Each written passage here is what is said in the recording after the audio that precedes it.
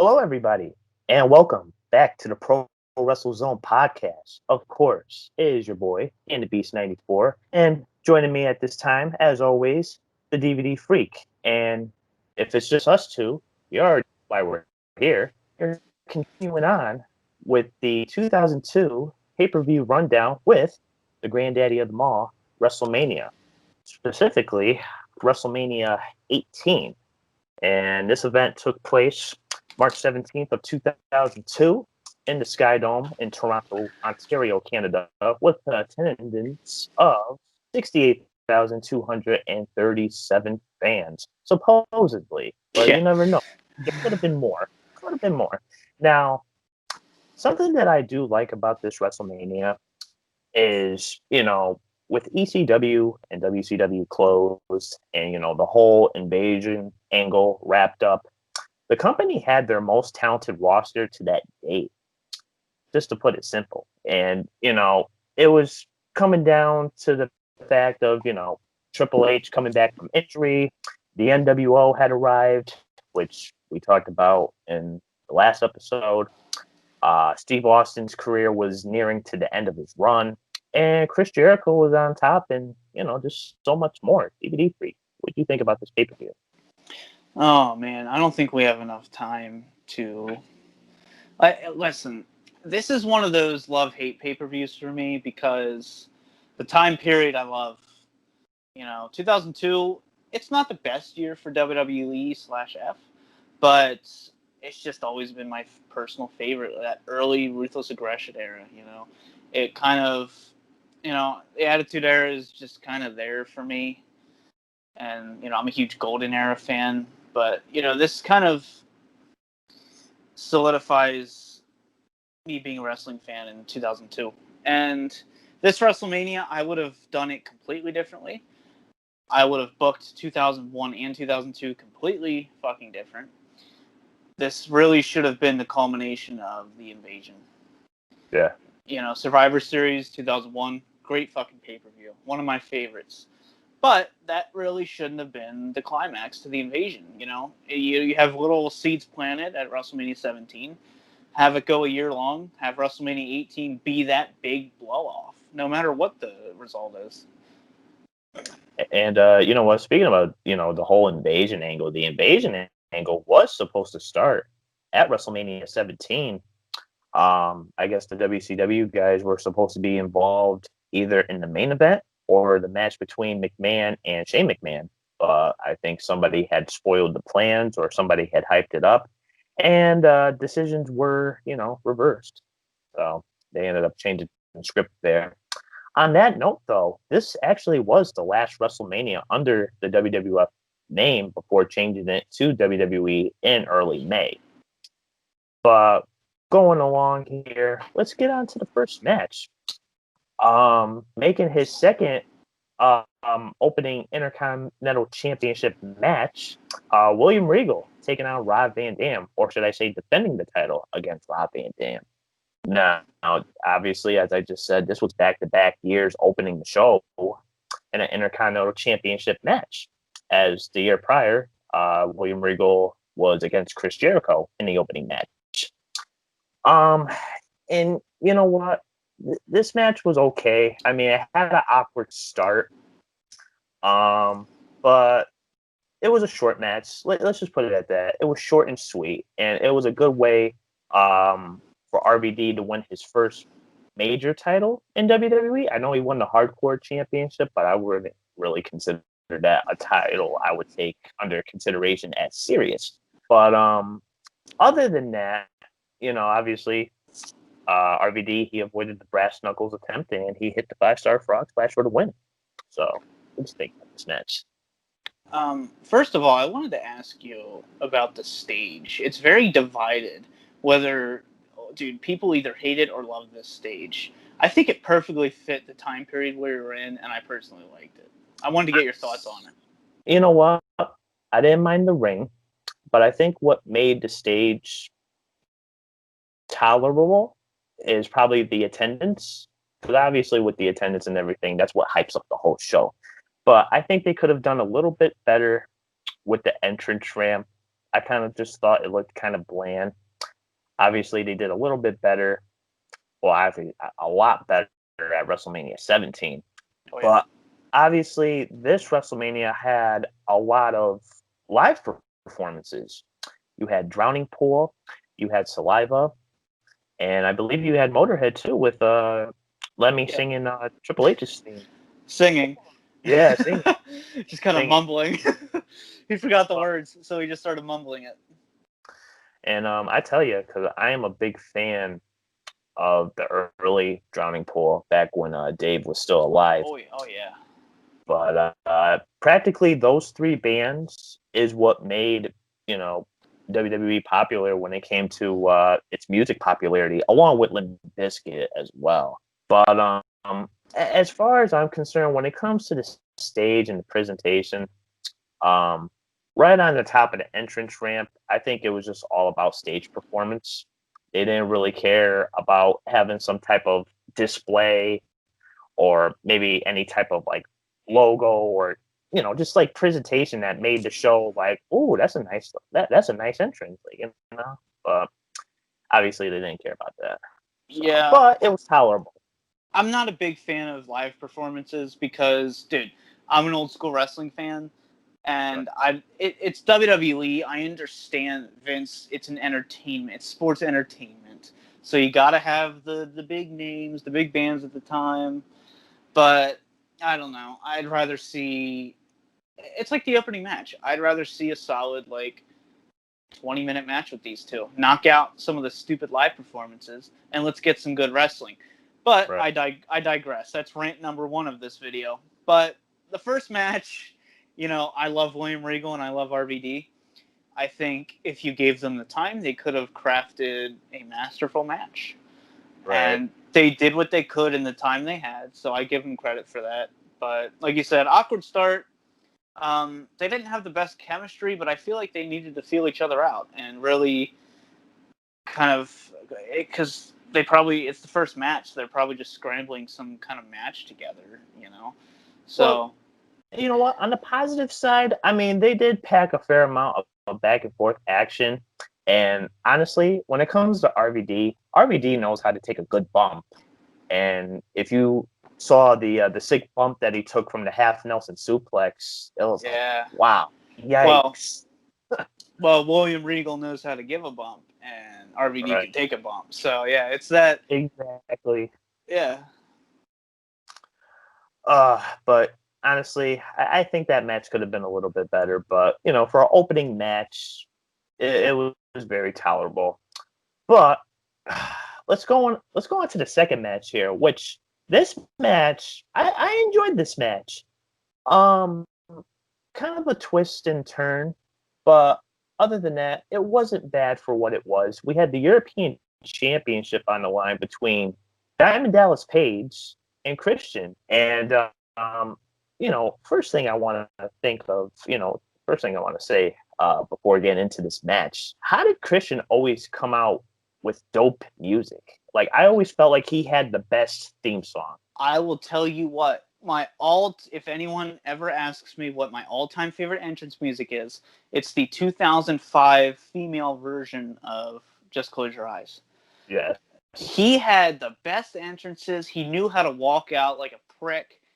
He had that strut to him where you're just like, God, that guy's a douchebag. But should we talk about the Stalker storyline while we're here? Oh, that was probably one of the missed opportunities of WWE utilizing DDP properly. Because the way I see it, you had the WCW's People's Champion, Diamond Dallas Page, stalking Undertaker's then wife, Sarah.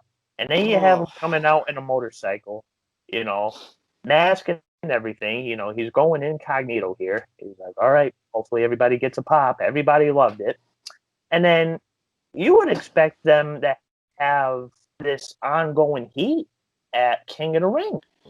King of the Ring comes along. He's like, hey, I bought my ticket. I'm here, yada, yada. Which that really didn't lead to much, as after that, it went from going between those two, between the Brothers of Destruction, and DDP basically bringing in Canyon, because who's better than Canyon? Oh yeah.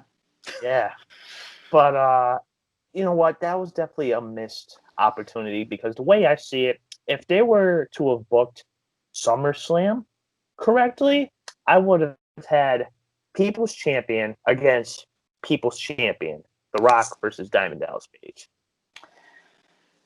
I'll tell you what, I am a huge Christian fan. I will get shit for this, but I will take Christian over Edge. Not talent-wise, but personality-wise. Right. I'd rather watch a Christian promo. Personally, I love Christian Cage in TNA. Oh my god, that was the glory days of TNA. And, Christian at this time, I still think Edge and Christian still had another run in them, when they broke them up. But you can tell Edge and Christian at this time, they're still trying to feel out their character. They're trying to figure their singles run out. And, this is a good match for what it is. I don't know. It's just not a match I would have booked personally. But that's kind of what I'm going to say for pretty much every match on here. So. Right. Well, let me tell you something. His theme at this time is probably a theme I would use if I had an intro video for my YouTube channel. Yeah. Just cut off the Christian part and be like, "At last, you're on." And then it's like like fucking classic. But the beginning of the match here, for a great bit of heat, instead of Christian being introduced in Toronto, he's introduced from Tampa, which is obviously where he was reside, and I believe he's still living there till this day. Well, they didn't want him to be that Canadian hero. Right. Which, they want him to get heat here. So you can't say, oh, he's from Canada. And you know what? I'm not sure if you caught this, but this was the second straight match that they got started with an attack. Like one of those early attacks. It's like DDP comes in and it already gets into the action. And this was also Diamond Dallas Page's first WrestleMania as a competitor. And how ironic is it that DDP's first WrestleMania was in the same arena at WrestleMania 6. Yeah. The pink Cadillac. Yeah, he was the driver. Yep. Yep. Yep. So I kind of found that so ironic. I think it would have been cool if he would have came out in the pink Cadillac and he took, the chauffeur hat off and then throw up the diamond cutter Dude, not today. Yeah, I feel like back then not too many people even knew he was the driver, but it's a cool little Easter egg, Yeah. And just getting into this match, this was pretty much the definition of an acceptable match. There was back and forth action, and you could sense Christian's desperation to prove himself as a winner. Yeah. Both guys countered each other's finishers, and DDP busted out with a sweet top rope power slam of sorts, I guess you would say. And he also showed off a nice running power bomb for a near fall before retaining with the diamond cutter within another short match, which was a little bit over 6 minutes. And again, this was a pretty standard match. There were some late moves, but they were nice enough to bump up, Like I said, knock out a performance. This wouldn't have been 6 minutes, but whatever. Right. Going on to the next match, which seemingly was probably the most random match on this card. And you probably know where I'm going with this. And I prefer last year's or the prior year's Hardcore Championship match. Oh, my God. And this was for the WWF Hardcore Champion. We had the Tough Enough Season 1 winner, Maven, who I just met recently, against probably one of the most underrated and most underutilized characters and superstars at that time, Goldust, which, here we go. Autograph card. I'm a Goldust, Mark. That. I love Goldust. I met him back at Rhode Island Comic Con in 2018, And I'm not sure if he was joking around at first, but he was all like, "Hey, sign me up for the Hall of Fame, yada yada." He's like, "I'm not sure how long my knees are going to take it." I'm like, "What?" I'm looking at my boy. I'm like, "You serious?" He was like, "Oh yeah." I'm like, "Listen, dude, I'm a big fan of yours, so whatever you say, it's a go for me." Yeah. And I got a nice 8x10 in my drawer, which I'm hoping to get another one of these days. I want to get an 8x10 of both him and Cody in the same photo, so that would be a nice little treat there. But Yeah. getting on to this match again, third straight match where someone is jumped at the bell. What All the right. fuck is this? All You right. have no other better solution? I gotta say this. I'm big on this. Might be just the movie fanatic in me, but I'm big on pacing. Right. This is a badly paced start to your show when you have 3 attacks. Have one attack per fucking show. It's like work. It's like if it's the same thing if you were working the same leg 5 matches in a row. It gets old. It's stale. Like who fucking booked this? Who was like, all right, let's have 3 fucking attacks in a row. That'll make sense.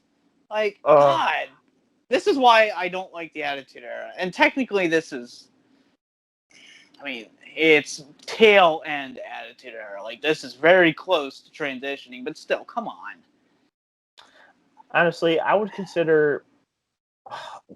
I think the Attitude Era ended as soon as John Cena came out on his debut on SmackDown, and he basically cut the whole ruthless aggression. And that was I would say Um, that's the start. I've To always me. said the name change was the transition, Right. personally. But I get what you're saying because that was the same night. Was that the same night Vince gave his ruthless aggression promo, or was That that was that that was was on after? Monday night. That was on the night before. That was on Raw. Okay, yeah, because dude, so it's been a big debate when the Attitude Era ended. I consider the Get the F Out campaign as the end of the Attitude Era. Some people will even say 17. The Stone Cold heel turn, which I disagree. Right. But I mean, to me, this is like the last Attitude Era pay per view for me personally. Right. Well, I mean, this was definitely the last WWF.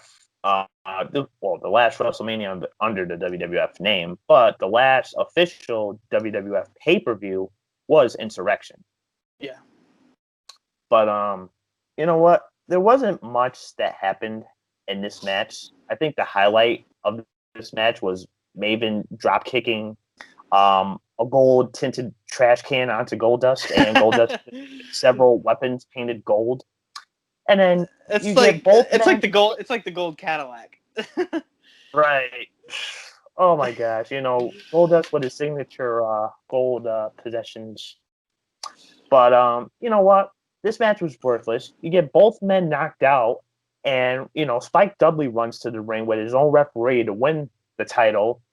And this match was a little bit over 3 minutes. Not a good match. Also, not an offensive one. So, Well, this went on throughout the night, which I do like that. You had kind of like a little B story going on, like Hurricane, Molly Holly. But, you know, Goldust came back at the Rumble. We already talked about that. I would have had him in DDP. I think oh, that would have been good, you know? uh, I love Christian. Dude, fucking make it a triple threat match. I don't care. But, it's just I feel like Goldust deserved better than a 3-minute match. Like he didn't even get the title later on, did he? Like at all? Like Christian did end up getting a hardcore championship, but then he ended up getting swerved by Maven again. yeah, because he got the taxi. Yeah. Yep. But yeah, Goldust, like this was worthless. Like I said, he didn't even like join the tussle at one point and get the title. Like this was, you have that great return at the Rumble. You have his okay match with RVD at No Way Out. But then you just have him like, no offense to Maven, but come on, Goldust and Maven. I'd rather see Goldust in a marquee match only a few months after his return. This is bullshit. Fuck this match. The only reason I like this match was because you had the ongoing storyline throughout the pay-per-view. Right. Now, asking you a question, and I'm pretty sure a lot of fans who are going to be watching this episode would probably be curious and probably do some critical thinking here. But do you believe Christian at that time despite all the encounters and the rivalry that he had in mid to late 2001, do you think the conclusion to Edge versus Christian should have been at this WrestleMania? Yes. What they had their match at No Mercy, right? Their ladder match. Yeah. Well, like I said, I think they broke up too early. What if you just have them break up, during the road to WrestleMania, or even before that, like in December? Like I think this would have been great. There weren't too many gimmick matches on this pay per view, so fuck it, throw the ladder match on this pay per view. Yeah. I wholeheartedly believe, as probably my favorite tag team of that era, I would have loved to have seen the blow off to that rivalry be here at WrestleMania, and it's kind of fitting because they were at WrestleMania 6 together. You could have played that in. That would have been cool. Like, that would have been so fucking cool. And you know what? I think it would have told like a really nice backstory too, especially being in the Toronto Sky Dome, which Edge was in attendance for WrestleMania 6. Well, Where he went, that's what I was. Him and Christian were there together. That's what I was saying. yeah. They were there together, and this was back when they were still brothers too. So that kind of adds even more leverage to it. But it just would have kind of brought everything full circle. Uh, all the possibilities, all this fantasy warfare That's what this pay-per-view is, fantasy. But going on to this next match, I'll never understand why Kurt Angle was a Mania afterthought in 2001 and 2002. Because the way I see it, he had a good match against Benoit. Oh yeah. Let's put it this way: he's always had a great match against Benoit, but against Kane, I don't know. And the thing about 2001, though, the match that he had with Benoit, the match didn't even get set up until like a week before the show. Well, not that this means too much, but that was one of their more forgotten matches. Like, their Rumble 2003 match is one of the best matches of this era. And I said it in the last video, I think. You went from being at No Way Out, this marquee matchup. How the fuck did we get to Kane? Like, I love Kane, don't get me wrong, but this was when Kane was really settling down. He was close to being unmasked. I think June of the next year he was unmasked. So, Kane was very much an afterthought at this point. Right. So, Kurt Angle and Kane, that's the last match I want to see Kurt Angle in. I'm sorry. Their styles don't really mesh. And you know something? This was right off the heels of him being probably one of the hottest baby faces in 2001, in the summer of 2001. With that being said, he had probably one of the best rivalries that year against Stone Cold. And, after the summer of 2001, goes back to being heel. He lost all his momentum. And, this was just a throwaway match. That's basically what this was. And not only that, I hope you've been counting, guys, but this is 4 for 4 as Angle hit Kane with, the ring bell before this match officially started. I'm like, again. Yeah, fuck me. Like, pacing's just out the window at this point. But, you know what the pacing is? It's fucked. That's what this is. Like, I just don't... I would love to be a fly on the wall where they're like, all right, let's go 4 for 4. Why not? Fuck it. Does it hurt you to have a fair contest to start out with? Like, it's just carnage over and over again. Like, and like I said, it just bothers me that Angle goes from the main event to just this shit. Like, and the match was fine, but it felt so hollow because I felt like in this year, these are two guys who are way over, and yet it just felt like the crowd didn't care about it. This match was just like, what, whatever. Just a random fight in which I know we talked about it in the it was either the last video or video before that, but we had, the discussion of, there was talks with Sting at this time about bringing him in Yep. against Kurt Angle. Now, that would have been suiting, especially after the whole, invasion storyline, that practically failed. And then WWE bringing in all these guys after their Time Warner contracts expired. You already brought in Flair. You brought in NWO. Even though you brought him in at the wrong time, you brought in the NWO. You brought back Mr. Perfect, which I'm not sure if he was still under contract with the WCW by that time. Gold Dust, he was Dustin Rhodes, or, Seven, or was it that character Seven, like the stalker gimmick who was like staring through the window? Yeah, he was. Yeah, He did it that one time, but I just find that so hilarious. Doesn't even get a chance to pull off the character, and he's like, "I'm sick of this shit." Like, all right, that didn't go so well. But oh yeah, go ahead. Yeah, real quick before we get off the Sting topic, I don't know if I would rather have Sting be buried in 2002 or buried in 2015. Regardless, he was going to be fucking buried. Like, I don't think he ever should have went to WWE, ever. Fuck the Hall of Fame. It's a meaningless Hall of Fame. You don't need to be in it. You're better than that, buddy. Like, it's just like, God damn it. Like, he was strong for so long by not signing in 2002, by not signing in 2011 when he was going to face Taker, possibly at WrestleMania 27. So I was like, all right, keep going, buddy. And then he fucking signs in 2014. And the second he came out at Survivor Series, everyone was cheering. I'm like, well, here we go. Here it is. Yeah. Like, this is it. Like, I'm glad he didn't sign in 2002 because I think it would have ended up just kind of the same result.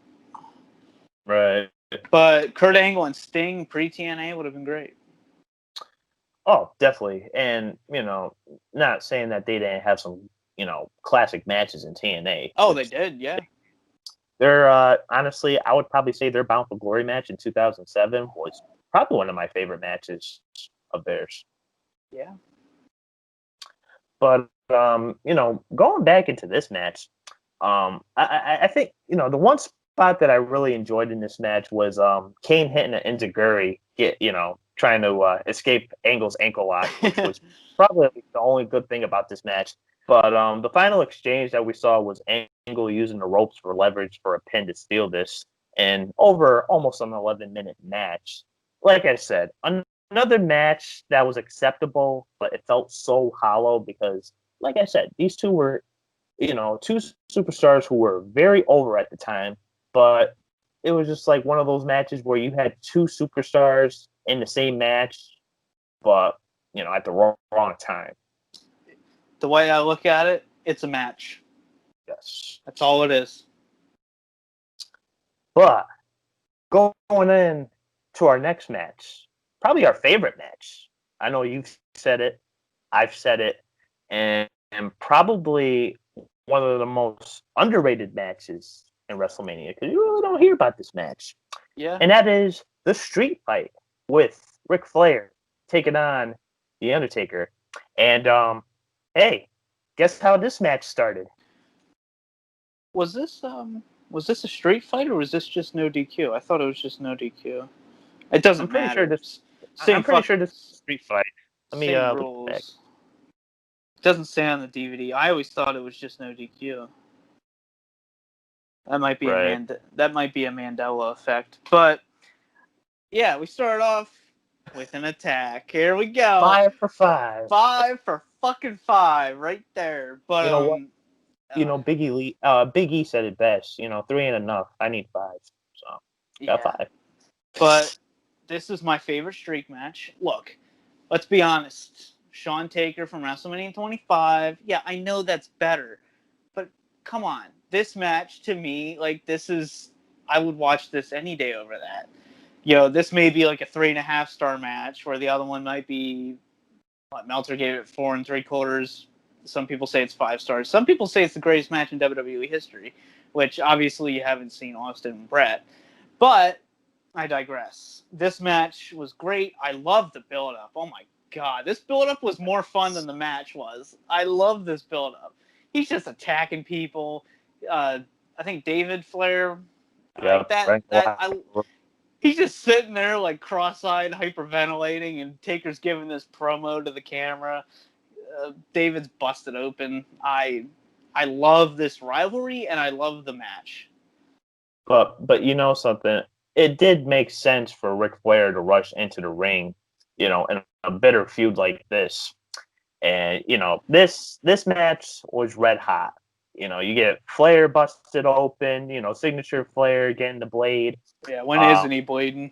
You get a surprising superplex from the top, and then probably the mark out moment, the one that made me go yes, like holy shit, was Arn Anderson. Yep. He showed up out of nowhere and hits the spine buster on Taker. I was like, yes. That was my favorite moment in this fucking match. Yeah, and I would call it a redemption factor in Ric Flair's part, because it was like, hey, you know what? You ain't gonna do that to Ric Flair, because once you're a horseman for life. And I think we'll give a shout out to Rick for that one. He probably marked out for this, but no one gives a spine buster like AA Arn Anderson. But this for honestly, like, this one deserved the attack, like you said. This was a heated feud, and that's credit to having a really good build-up. For WrestleMania matches, or just any kind of pay-per-view matches, this is how you build a pay-per-view match up. Like, this is one to take notes on here. You don't just announce it a week before. This had story to it. It was foreshadowed for a very long time. And, dude, I would love to see Taker and Ric Flair any day. Back then, that was a dream match.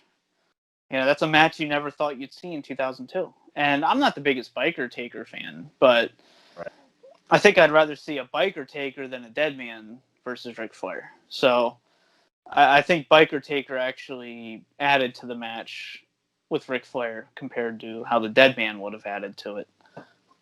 I tell you what, though. When it comes to Undertaker and his incarnation of gimmicks, from late 2001 until he was buried alive in 2003 at Survivor Series, this was my favorite incarnation of the Undertaker. Okay, I think I love Purple Glove Taker. I'm sorry. Or even Mortician Taker. Like, anything from like 90 to like 93. There's so many different incarnations, and each one had a positive to it.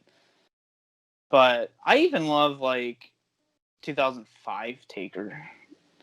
Like 2005, 6, 7, Oh, 2007, we could go all day about 2007 Undertaker. That was my favorite Undertaker as well. I think at the end of the day, that's probably my favorite. And then I would probably pick debut, like 90 Taker, 91 Taker.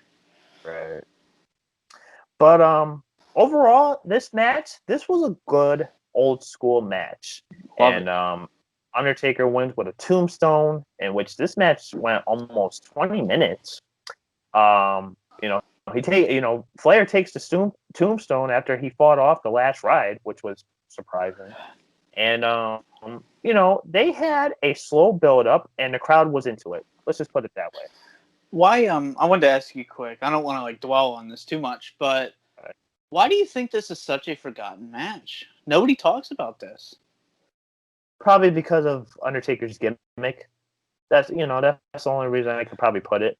I mean, there's not a lot of memorable streak matches where he had some good streak. Well, this was a good streak match, but I would say maybe because of the event, maybe event-wise, I would say, because a lot of this was overshadowed because of Rock and Hogan, you know. And I think this was the first time the streak was acknowledged. It wasn't made a part of the storyline, but I think it was acknowledged at one point. Right. I think at this point, he had already won. I think this was like his 9. Oh, I think it was 9. Because I know after the match, he was doing like the finger counts, like yeah, and that was probably used as a joke. And it wasn't until like 21 where it became a part of the storyline with Orton. And that's a fucking phenomenal match. But all right, what's our next matchup? Oh boy, going into our next matchup here. This battle was over a shampoo commercial. Wow. This was Booker T taking on Edge. And yes, this match was over a shampoo commercial. And let's just put it down, going into this WrestleMania. But besides the Undertaker Ric Flair match, this is a strange fucking WrestleMania now that I think about it. Dude, like I said, it's a love-hate. And Right. this match, it's just like Booker T. I don't know if I've revealed this too much, but he's one of my least favorite wrestlers. I was never a Booker T fan, ever, no matter what. Harlem Heat, fuck it. I was never a big Booker T fan. And like this is just kind of like Kurt Angle and Kane. Like it's just kind of here, and it's just like Edge. He had talent back then, like I said, him and Christian were still kind of finding their groove a little bit. But Booker T coming in, he should have been a bigger star here. Like this is just, it's pathetic. Yeah, I call it pathetic. Especially after the build-up that he had in 2001, being one of the top superstars in the Alliance. Yeah, I mean, he faced The Rock at SummerSlam. That's as big as you could get back then. It's right. The Rock and Stone Cold. Those are your two guys. So then why the fuck at WrestleMania do you have, let's just shampoo. Yeah, Edge and fucking Booker T. That's fucked. Like, it's just such a, god damn it. You know what? Honestly, I think they did their best with what they were given, and you have fucking Edge bumping all over the place, and Booker T was still busting out missile drop kicks.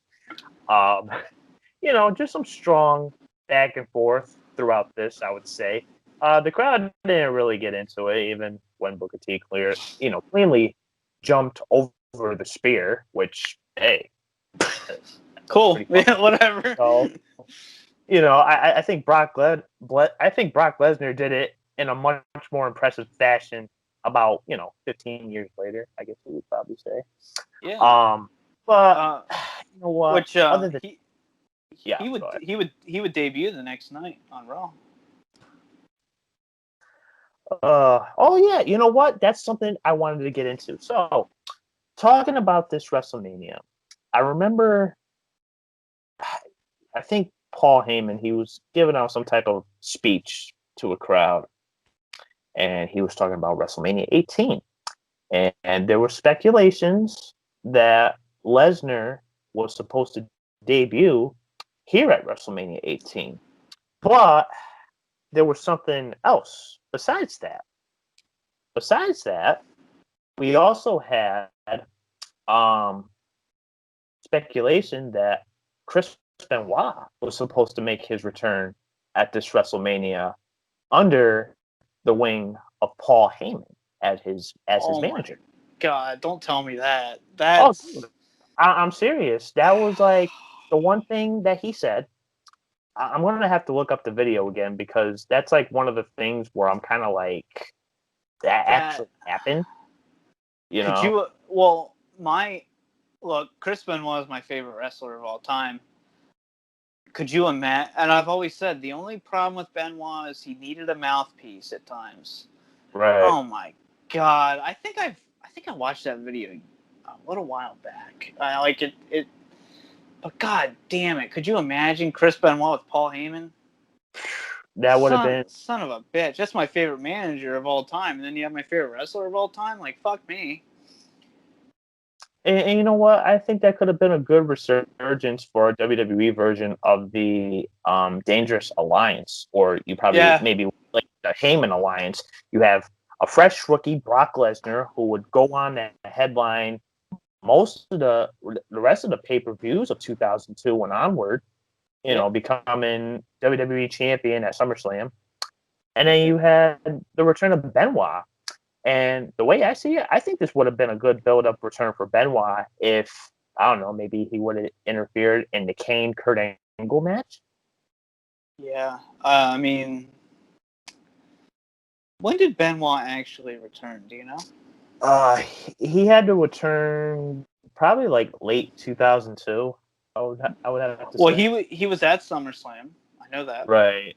He was at Vengeance though too, so that was July. So it had to have been like Yeah. at least late May, early June. So summer at some point. But the thing was, he came back on Raw, and he didn't last on Raw because he ended up getting traded to SmackDown with Eddie Guerrero.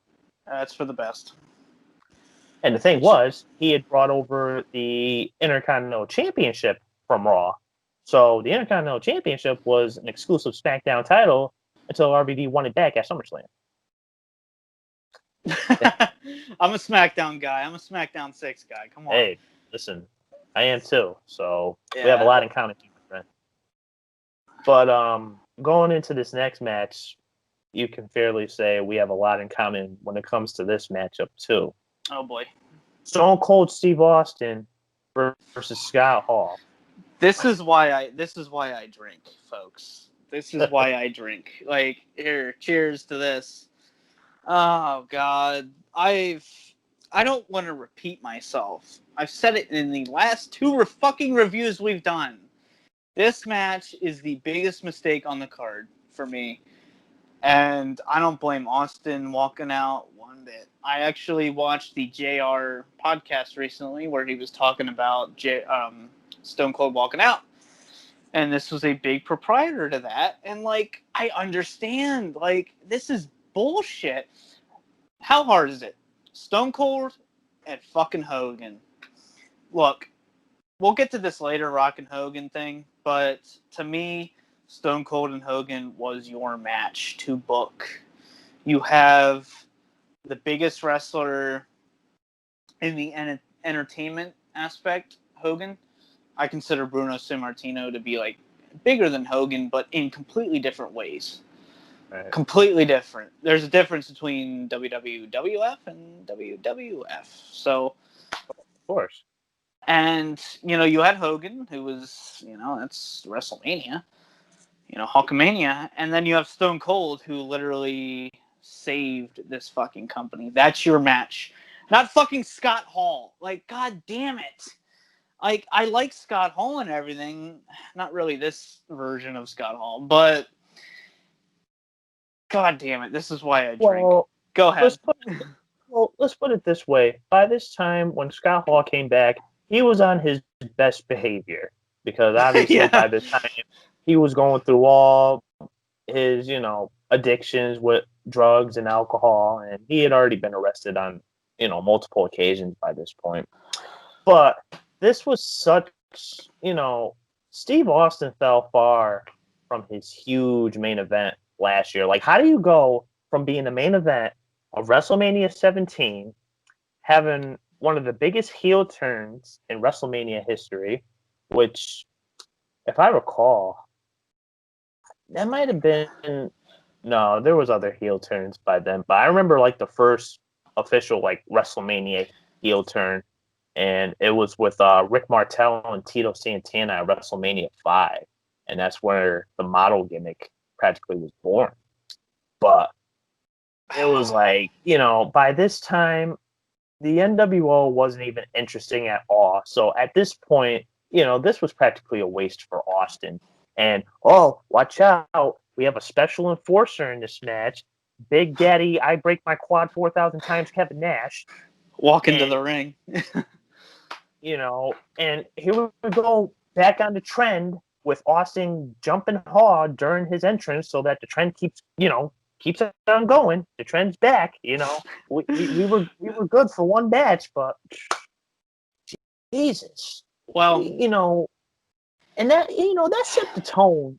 That really set the tone for that match because, oh my gosh, let's put it this way. This match, the way this feud started off with, "Hey Austin, we got you a case of beer. I ain't thirsty." oh, okay. First of all, God, what am I on? Rank like number 4 at this point? But, all right. I have one thing to say about WrestleMania 17's heel turn. You ready? Right there. I know it was Stone Cold's idea. Here, I'll give you another one. There you go. But, the invasion storyline didn't do much for Stone Cold, and I feel like mid to late 2001, this was kind of building up, and then it kind of climaxed with the whole Brock Lesnar, we all know the story. It's just, this is a damn shame, because Stone Cold deserved the main event. I don't care, that's your top guy. He is. He is still, in 2002, your top draw, your top guy. I love Jericho, don't get me wrong, but I don't think he should have lost to Jericho. I don't. And fuck it, dude. I don't think it should have been for a title, per se, but Hogan, Stone Cold, that was your match here. And you know what? This game will feel like an ordinary one-on-one match because Kevin Nash, throughout the duration of this match, was, interfering. It felt like a handicap match. But the thing that I did love, the thing I loved about this match was, Scott Hall selling the Stone Cold Stunner, jumping like 6 feet in the fucking air just to take a bump. Like, holy shit. It's like The Rock back in the day when he would just fucking sell that fucking stunner. Right. But this match felt like, I shit you not, it felt like a 1999 SmackDown main event. Right. And it's just sad. I don't want to talk about it. It's sad. This is why I drink at night. Well, thank God Austin gets to win in this match with back-to-back stunners. And let's just put it this way. A nothing match that did nothing for Austin. He didn't put in his best effort, and Hall was far from giving a good performance. Maybe far from giving a shit, at this stage. It was like, Vince just brought you guys back. You think, hey, let's give this guy another great impression, show him like, hey, we've changed within the past 6 years. Like I said, Scott Hall was on his best behavior. Hey, Scott, you better behave now. But obviously, this match was pretty much useless. And, Steve Austin has admitted it. Like, he wasn't feeling this match. Well, it also takes two to tango. Can Right. Scott Hall really put on a good match with someone who really doesn't want to be there? Something. I think if both of them drank that night, I think they could have put on one hell of a match. Let's just put it that way. Well, at least have like a beer fest, Yeah, this is one of those matches that keeps me up at night. Like, I just can't. This, honestly, I didn't watch this pay-per-view live, but if I was, this kind of would have turned me off. Like, it kind of would have put me in a sour mood for the rest of WrestleMania. Like, this is the first time you had Stone Cold in a subpar match at WrestleMania. Like, this is just, it doesn't feel right. There's a tone to it that feels wrong. And like you said, neither man really put any effort in, but it's another thing to bring NWO in the pay-per-view before and to just have them lose at WrestleMania. Like, obviously NWO was never meant to be anything in WWF, ever. This was just another way for Vince to say, haha, I beat you in ratings, I bought you, fuck you, Bischoff, bye. Like, that's all this is. Like, god damn it. Oh boy. So, going on to the next match here, we had a 4-way tag team match for the WWF tag team titles between Billy and Chuck, the APA, the Dudley Boys, and the Hardy Boys. And let's just put it this way. This is much less interesting than the tag team matches the past 2 years at WrestleMania. Well, like we said in the previous video, the number one contenders match meant jack shit. Yeah, pointless. I think the highlight of this match was Jeff Hardy slapping Keebler's ass. Do you remember that spot? Was it Keebler? Yeah. That's literally what I remember most from this match. And don't get me wrong, I like Billy and Chuck. I do. But I would have rather seen a solid tag match to how it was built You have a number one contenders tag match at No Way Out, only to make it a fatal 4-way match. Like, why? Oh my god. I don't know if this was a way to get everyone their WrestleMania payday or what, but come on. Like, you're better than this. Well, that's why they made Battle Royals later on. But, yeah, honestly, the only highlight for this match was Stacy Keibler flashing her ass. That was it. And then Jeff smacked the shit out of it. Yahoo! And which is very out of character for Jeff Hardy, by the way, too. I remember thinking that back in the day. I'm like, I feel like that was like one of those things where Vince is like, oh, slap her ass. And Jeff's like, all right. I mean, Right. God. Oh, Stacy approved. So, yeah. Like, fuck me. Like, this is just one of those ones that's just... I feel like it's just to get star power on the card when you could have had 4 guys in there have a really good tag match. Right. Like it was built up to be. God damn it. All right, I'm done talking about this. Chuck and Billy end up retaining the titles after Chuck used one of the titles as a weapon. And match was way too long, outdrawn, and flat out boring. I do agree with the finish. I think Billy and Chuck were the good ones to win here. Yeah, of course. So that's one positive here. How long did this run? I believe this was almost 14 minutes. Okay, that sounds about right for a fatal 4-way tag match. I mean, you got to get all your spots in. You got to get someone has to have something important to do at WrestleMania. So it is what it is. Now, to go on to the match that basically headlined this WrestleMania without even being the main event of this WrestleMania, which is one of my pet peeves. I'm sure a lot of people peeves. What is that? That's the DVD cover, okay? That's your fucking main event. Like, you marketed this as Icon versus Icon. But okay, you're not going to be the main event. And I agree, though, the main event should always be for the world title. So it's kind of one of those things where it's a double negative. You know, do you put the title on last or do you put the marquee match on last? It's difficult, and this match should never have had the title. So it puts you in a hard situation, but it's one of those rare occasions, I think, where the title isn't quite as important as The Rock and Hogan. But like I said, this should have been Stone Cold and Hogan, but fuck me. Whatever. Well, let's just put it this way. Icon versus Icon. The reason most people were excited to watch this show, and basically Hogan and Rock just milked everything, they milked every ounce of the crowd reaction in the opening moments. And then, basically Hogan and Rock didn't do anything flashy or fancy. They just hit their spots and found wise ways to get the crowd to react perfectly. Yeah. And it wasn't the best match. It definitely wasn't. It definitely had their moments. Hulk hulking up, using the belt, whipping it against Rock.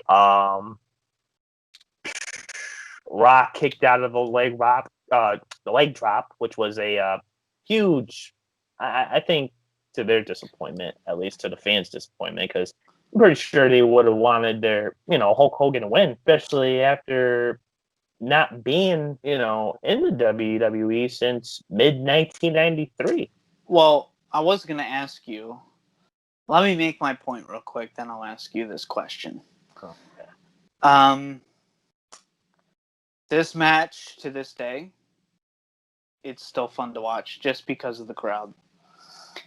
And I think if you go to any casual fan to this day and you say the words WrestleMania 18, this is probably going to be the only thing they remember. Let's be honest.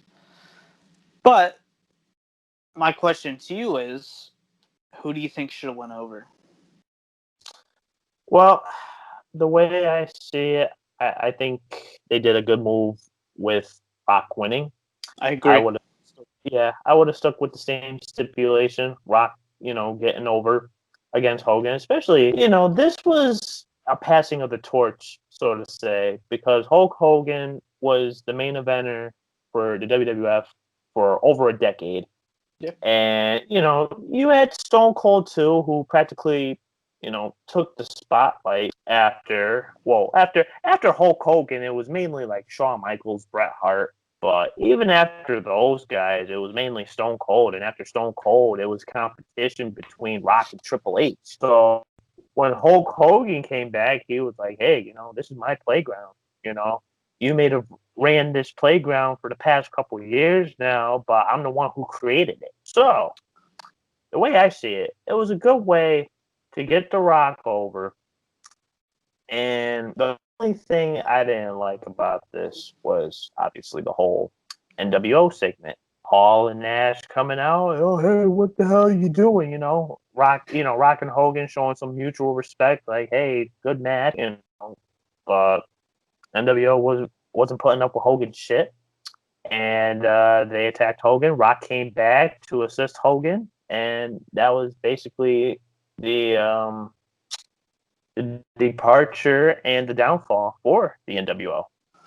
Yeah, that lasted long. But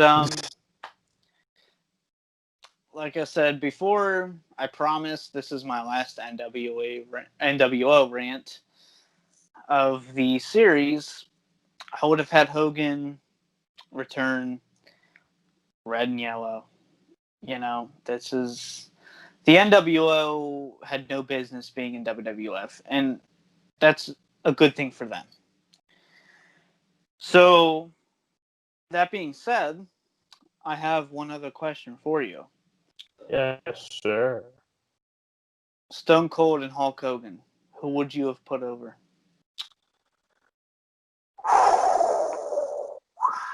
Wow. You had a guy who basically told all his fans, to say your prayers and take your vitamins against a guy who was basically like, hey, screw the rules, drink beer, and stun your boss. Yeah. And, know, the way I see it, they were both over at the time. But the way I would have seen it to continue on with the legacy, I would have had Stone Cold over in this match. Okay. Only because I think that would have gave Stone Cold somewhat of a resurgence from all the time that was wasted throughout later in the Invasion storyline and the beginning of 2002. I think that would have made up for lost ground, and I think that would have pushed Hogan versus Austin for maybe like future main event title matches. Hogan winning the title at Backlash. That could have been good at maybe like Backlash. Yeah. Maybe like a Raw main event. You know, I Yeah. could have saw it. At the end of the day, I think I would have had Stone Cold go over. But that's just something I have to dream about because that obviously didn't fucking happen. Instead, we have Scott Hall and fucking Stone Cold. But all right, that's it for ranting.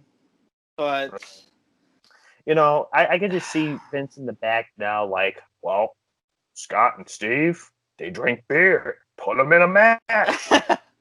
yeah, Goddamn, pal. Some type yeah. of shit. But this match, it's not the best technical match of all time by any means. But there's a lot of people out there that will argue a technical match that gets the crowd somewhat over is nowhere near as meaningful as the crowd just going nuts. This is a magical moment. This is one I love to revisit just because of the crowd. And I do believe the crowd means more than the box office. Right. At the end of the day, if the crowd is going nuts for it, that's the most important part. And this kind of killed the crowd, which I'm sure we'll get to during the next two matches. But it's this is your main event because you have to understand a main event is what people are paying for. This is what gets the asses in seats, as Stone Cold would say. But that'll segue us into our next match, I guess. Yeah, because as soon as they went into this next match, basically the momentum just died. Yeah. Everybody didn't really care about the rest of the WrestleMania card. But going on to our only women's match of the night, we had the women's championship on the line as Jazz defended her title against Lita and the hometown hero Trish Stratus. Um, and they had some fine ideas in this match. And obviously, Jazz played the powerhouse in this match, throwing everybody around. Lita brought the energy and the high flying stuff. And as I said, Trish was the hometown favorite with the maple leaf on her butt. So, um, Trish and Lita, renewed their legendary rivalry and had some cool moments. Nothing wrong with that because I've always enjoyed a good Lita and Trish Stratus match. Same way I would enjoy like a good Benoit and Angle match or a good Bret Hart versus Owen Hart match. Oops, did I mention my favorite superstar again? I'm sorry, guys. There we go. We got to keep an Owen count. But after Trish, Trish took a nasty spill to the outside where her leg got caught in the ropes, and then Jazz beat Lita with this type of like avalanche type of buster, like a fisherman buster, I would say. I like this match, but there could have been more, but I found it pretty good. And this match was only about 6 minutes. Let's be honest here. This was put here as the popcorn bathroom match, which should tell you where women's wrestling was at the time. Trish wouldn't really have her really big moment until WrestleMania 19. And, that's where she won the title in a very similar situation. But, it's a match. A lot of people, this was the point where they're like, oh, the show peaked. The best way I could describe it is every pay-per-view has its orgasm moment. Once you have an orgasm, that's the best you can possibly get. And the rest of the show is just going to be the show. Basically, yeah. After an orgasm, I mean, you're practically going to be taking a nap for like 2 or 3 hours. Let's just face it. And that's exactly what this was. I mean, let's be honest here. This match was put here for a reason. They're like, oh, I could see Vince right now. Oh, let's put it third to last, so then the main event at least gets some attention, so everyone else can get their fucking popcorn and hot dogs and beer. This was strategically planned. This match was put here so everyone could take a piss and get their food so they could be ready for the main event. And that's unfortunate. This match should have been earlier in the show because I actually this is an enjoyable match. Look at the talent you have in here. Something, yeah, going in to the main event, this match had no business going on last. And, I know a lot of people shit on this match because it's an underwhelming main event. But you know what? However, I do think it isn't a bad match. I don't think this is a bad match. But had it been on in the middle of the card, I think it would have received better. Yeah. And of course, this is us talking about the main event of the evening for the WWF Undisputed Championship between Chris Jericho and Triple H. Now, let's face it, this build-up, it had nothing to do between Triple H and Chris Jericho. It had something to do with Triple H and, let me use a Chris Jericho reference here. Bottom-feeding trash bag host Stephanie McMahon Helmsley in the middle. That's all it was. And on his way to becoming WWF champion once again after being out for 8 months. That's all this was. This had nothing to do with Jericho besides Jericho, throwing a distraction in Triple H's way. Let me ask you this. Do you think the right person was put over? For Triple H's case, yes. Okay. I say so because, hey, let's just face it, this was basically a journey for Triple H to get back on top.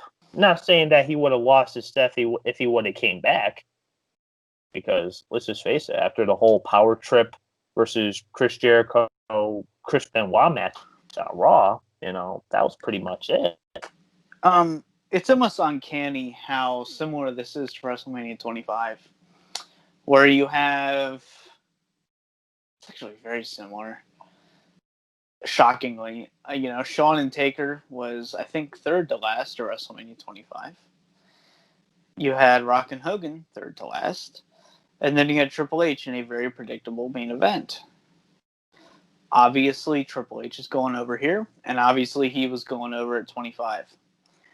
I think this was very, very, very, very, very predictable. Yeah. And I don't think a WrestleMania match should be predictable.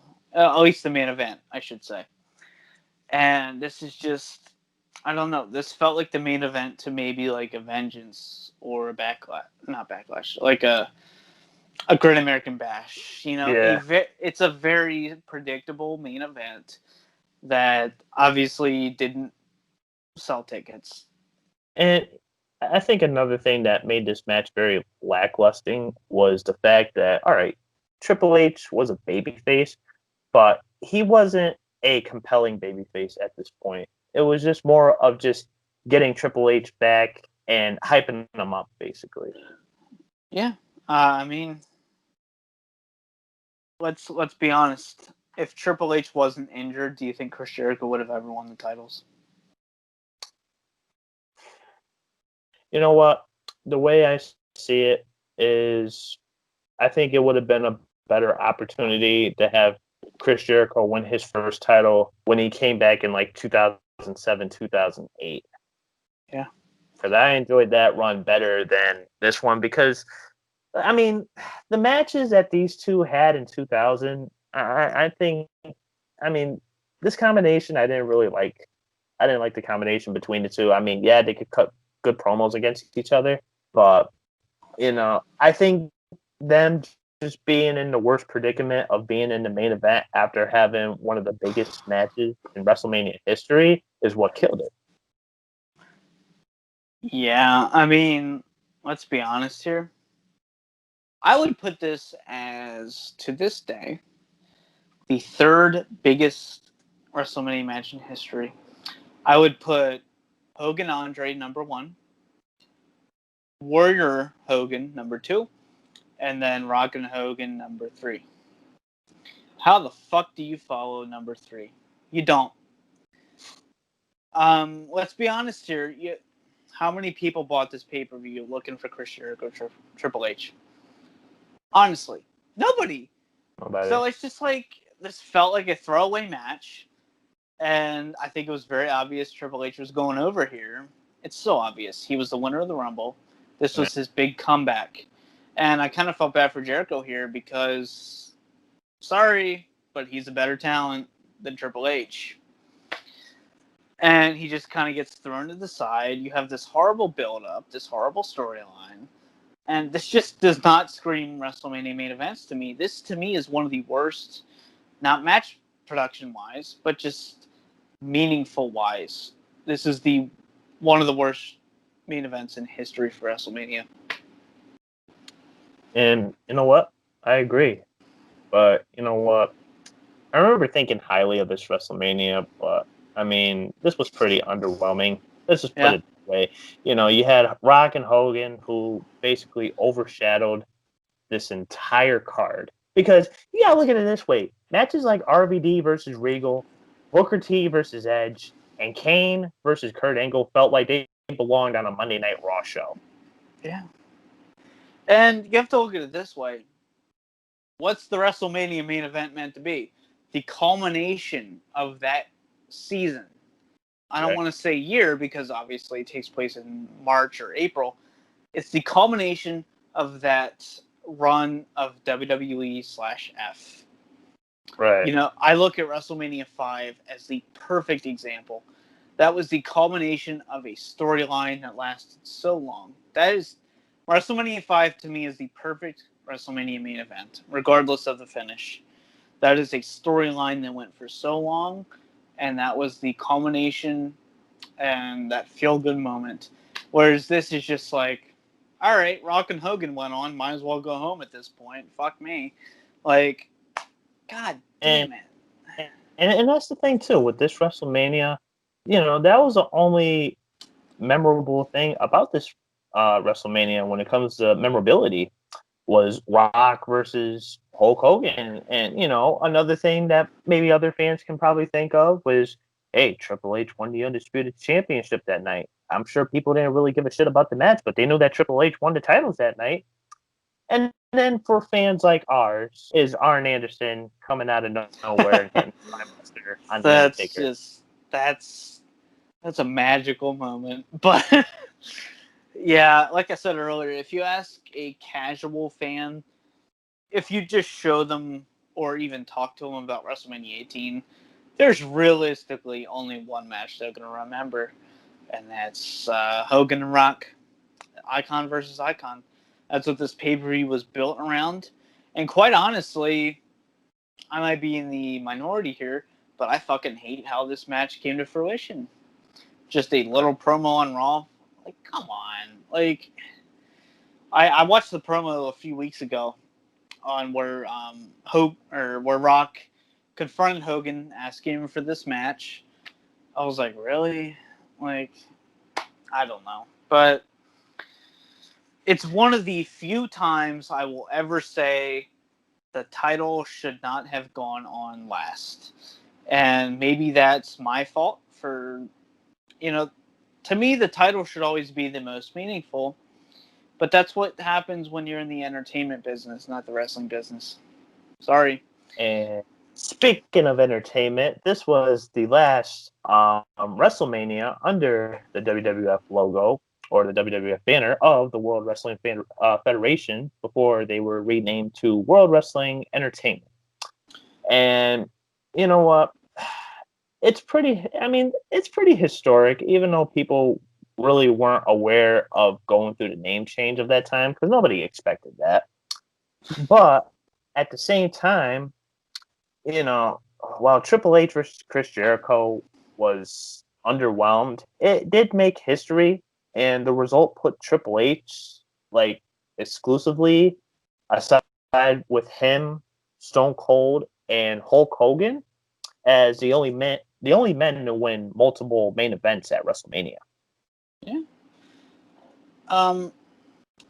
Yeah, I mean, I think Backlash is the last WWF pay per view, if I'm correct. So Insurrection. Yep. Never mind. Insurrection. But um, I don't know. This pay per view for me is very much love hate. I love the time period.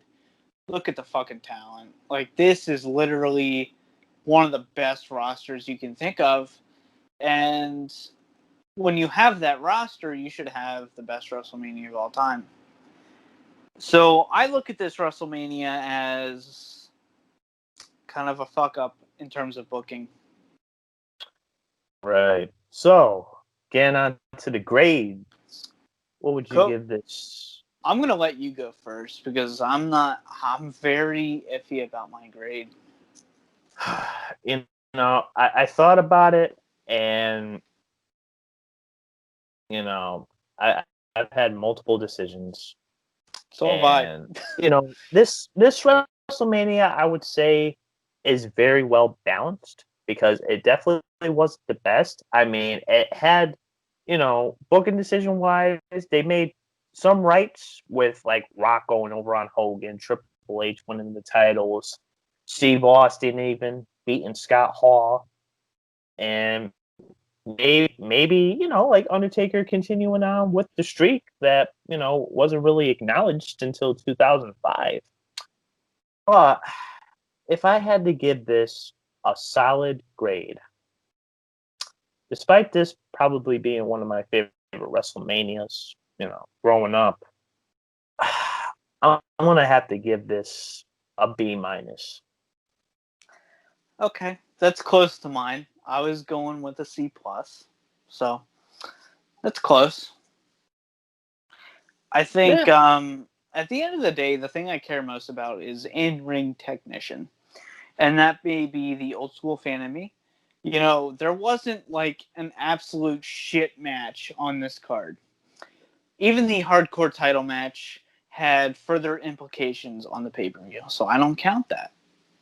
That was part of a storyline, which I was thoroughly entertained with. So, in terms of booking, though, I will say this right now. This is the biggest missed opportunity in the history of WWE pay-per-view. I shit you not. This is my pick for biggest missed opportunity.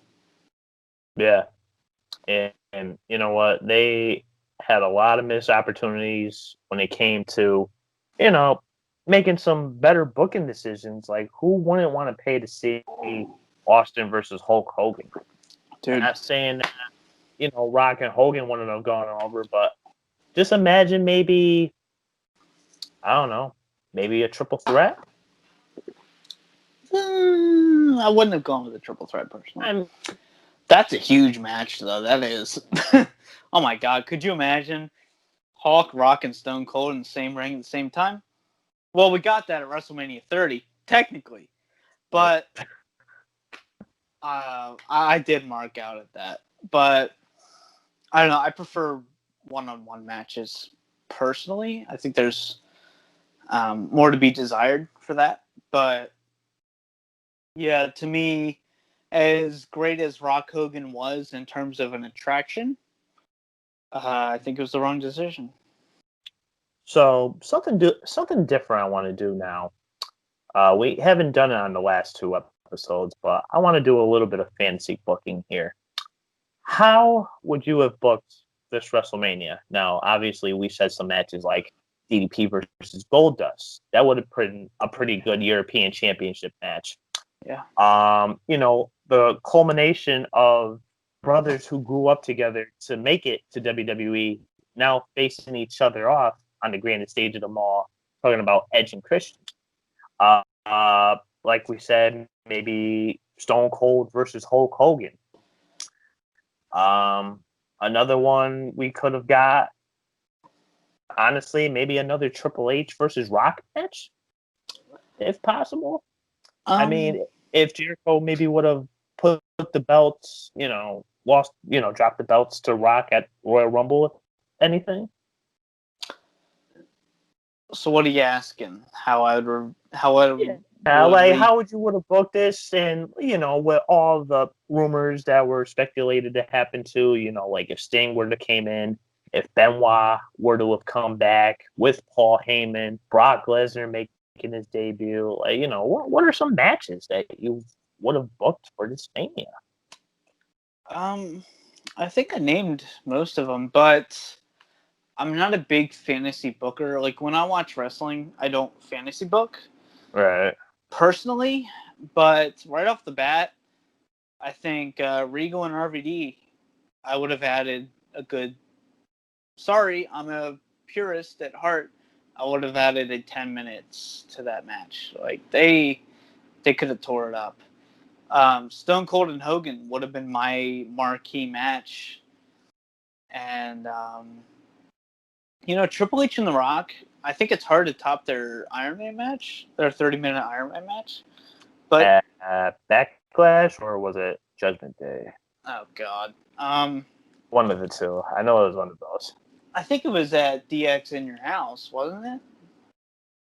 Their 30-minute Iron Man match. I can look. Yeah. Here, I can find out. I can find out right now. Let's see. Yeah. Yep. December 7th, 97. Okay. Nope. Sorry. I'm wrong. Let's see. Fully Loaded. 98. Okay. Yep. That's what I was thinking of. Yeah. Sorry, I read the wrong chapter. But that was 98. So that's kind of a good enough time to blow off their rivalry. So if you really wanted to reignite that rivalry, Triple H and Rock would have been. I mean, it would have been acceptable. It's not quite the match I would want to see. But I'm also not a Rock fan. You have to put that in mind. So I kind of undermine him when people would put him as the marquee match. But I would have had Chris Jericho walk out of this undisputed champion. Personally, if you're going to have him beat both The Rock and Stone Cold in the same night of Vengeance, have him fucking walk out of WrestleMania proving those fucking victories. Right.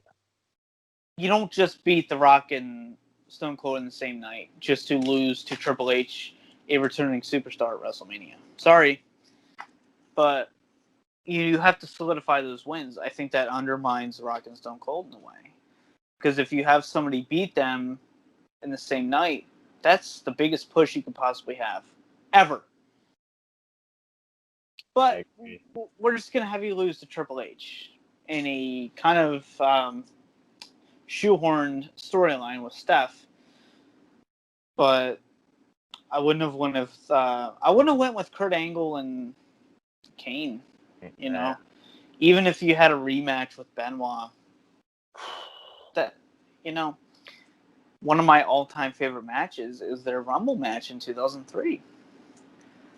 I would have had a solid World Tag Team title match. I wouldn't have had a 4-way. I would have had, like I said, Edge and Christian have their blow-off. Whether that's... I'd rather see a singles match than a gimmick match, personally. Yeah. And there was a lot going into that because they went to WrestleMania 6 together. I would have added that in storyline. You could have Honestly, like, thinking about, like, the Edge and Christian match, I definitely probably would have pulled, like, a Brett and Owen type of finish where it's, like, Christian gets the upset. Yeah, exactly. Booker T, as much as I don't like him, he probably should have been farther up there. Fuck it. Have him face Chris Jericho. I don't care. Yeah. That would have been a solid, at least going in, a solid storyline. And in terms of, like, Taker Rick, I would have kept that exactly the same. Oh, yeah. The women's honestly, that the way I see it, that match had no flaws. Yeah. Not whatsoever. And then the women's title, I don't have a problem with that match. I have a problem with where it was placed. I would have had that probably second or third on the card because it probably would have got a better reception. I agree. I mean, maybe a little bit more time to it too. Like, I probably would have added like another 2, maybe 3 minutes to it. I'll say this right now. This pay-per-view could have topped WrestleMania 17. It could have. Yeah. But the unfortunate truth is it didn't. And I 100% say that's booking. I don't say in-ring quality at all. Everyone, probably except for the Stone Cold Scott Hall match, everyone put their best into it. It's not a matter of people just phoning it in. It is straight up people dealing with what they were dealt with. Yeah. But I also believe, I'll always say this with kind of life in general, you can still win with a bad hand. If you're dealt a bad hand, you can still win. But they were dealt a very bad hand with this pay-per-view. So the talent and the wrestlers you had in here, they were dealt a bad hand, unfortunately. Yeah. Unfortunately, which, in, the grand stage of that year, practically in general in WWE, that was definitely a missed opportunity. But the rest of the year, I'm pretty sure you can agree with me on this, made up for that, oh my missed God. opportunity. That's the reason we're doing this video series. The way I see it, half of the year where it was WWF had nothing compared to, the new direction in the WWE banner. well, this is a transitional period. Right. They were figuring everything out, and it turned out like probably come like No Mercy is when you really saw foreshadowing at where they were going. And I'll say this right now: SummerSlam, I wouldn't argue it's the best pay-per-view that WWE has ever put on. Survivor Series, best Survivor Series pay-per-view. My and favorite. and oh my god, like it's just we have the best is yet to come. Seriously. But until next time, guys, the next time we are back here, we will be reviewing Backlash 2002. And that's definitely going to be an interesting card as well. Because, like I said, the beginning portion of this year definitely wasn't the best. It had some missed opportunities, but Backlash kind of made up for it just a little bit. If you guys recall the main event, which I definitely do have some fun facts about Backlash, but I want to get into that next week. DVD Freak probably knows what it is. But, yeah, that'll be a fun video. All right. So, where you can find us on social media, Danny Bryant on Facebook, D_Banshee 187 on Instagram, Dan the Beast 94 on Twitter and on YouTube. So make sure you go ahead and hit that subscribe button, especially if you're watching my channel and you're not subscribed. What are you doing? Hit that button. DVD Freak, where can they find you? Well, the DVD Freak on YouTube, going strong. Glad to be back. And the Wrestling DVD Room on Facebook. It's a little group I created just to kind of unite all of us wrestling DVD collectors. And then Instagram and Twitter, I don't use it too much, mostly for news and other stuff. Like, if you want to connect with me, those are the best places to find me. But Instagram, _DVD Freak, because some fucking asshole stole the DVD Freak, which they don't deserve that domain, but whatever. And then Twitter, @the DVD Freak, and that's really about it. And guys, I would say tune in tomorrow for another exciting episode for the Pro Wrestle Zone podcast, because myself and the Professor Rick Del Santo will be conducting an interview with a former WWF superstar, none other than Duke the Dumpster Drozy. And this Sunday, we will also be going over the 2020 SummerSlam. So that should definitely be interesting. Hopefully not as bad as Extreme Rules. But then again, what pay-per-view was good in 2020? The Rumble was good. Well, Rumble was good. WrestleMania was good for what it was. Yeah. But that's kind of it. I didn't watch Backlash, so. Well, like you said, it was it was big enough to just have it for one night. Oh God, too big for one night. Yeah, too big for one night. That was the slogan. But until next time, guys, this has been the Pro Wrestle Zone podcast. Have a great night. Peace.